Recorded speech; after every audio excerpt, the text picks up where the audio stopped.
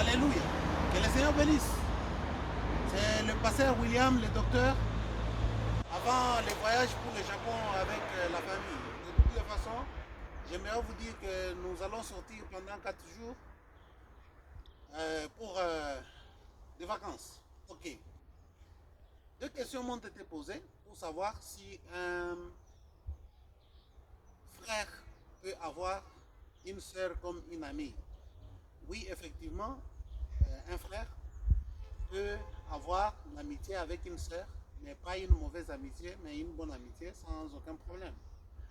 C'est-à-dire que Febranam, vous devez naître de nouveau, si je ne me trompe pas, du 30 novembre ou décembre, dans les dates, en 61 ou en 60, si je ne me trompe pas, Febranam parle du cas de la sœur Lee, qui était une amie à lui.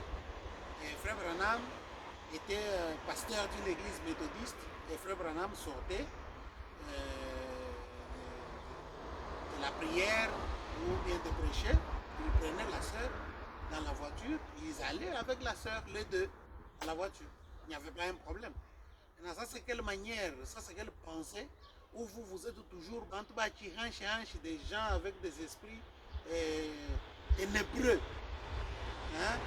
De penser toujours que si un frère est avec une sœur, il y a un problème. Maintenant, pourquoi vous vous rencontrez des fois en secret et rien ne se passe?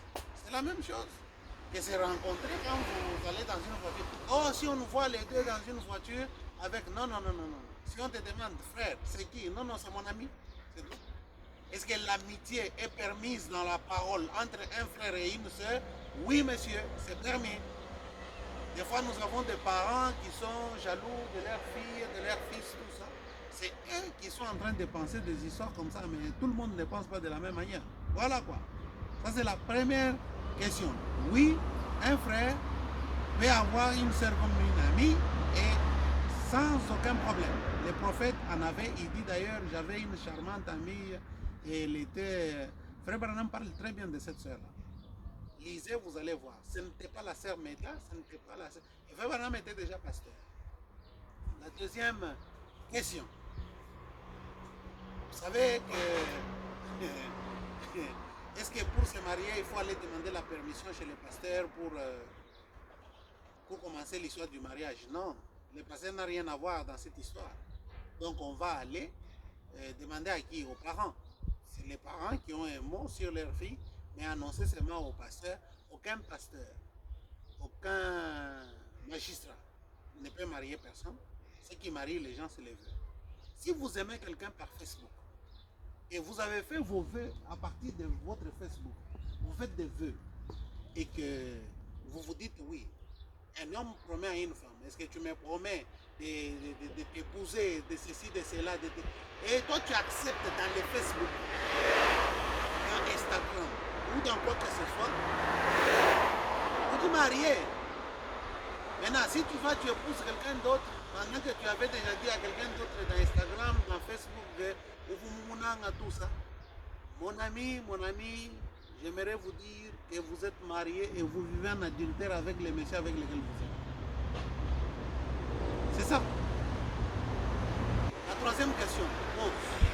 La troisième question était celle de savoir si un frère peut-il avoir deux prétendantes pour le mariage?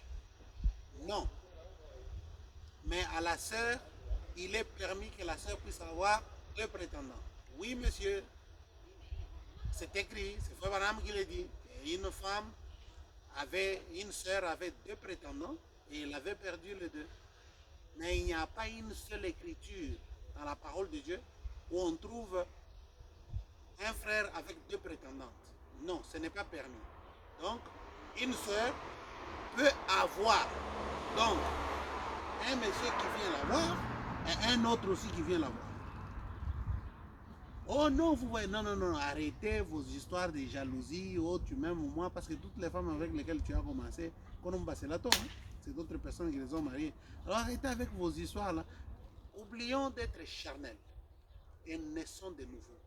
Le bonhomme dit, aucun homme ne peut connaître Dieu à partir des cinq sens. savez, les cinq sens nous amènent toujours aux choses de la chair. Ça, c'est dans Galates 5,